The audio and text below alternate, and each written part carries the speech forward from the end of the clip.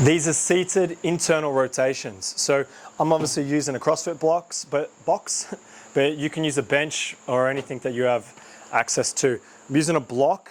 I'm going to place a block between my knees.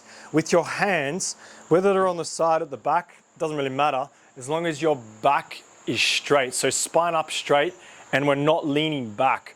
So nice and parallel with the body.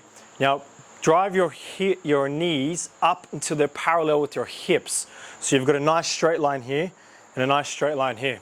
From here, you're going to push into the block at 20% of your pressure. So you don't need to push too hard, just 20%. So you've got a nice firm grip on the box, on the little box. Now from here, we're going to open our feet out, which creates the internal rotation in the hips. You should feel a cramping sensation. Find your end point and then plus 5%. Come back in and repeat, depending on the reps prescribed. Come back in. If you find that there's a really big discrepancy from side to side, like more than 5% difference in how far you can open them out, do one side at a time.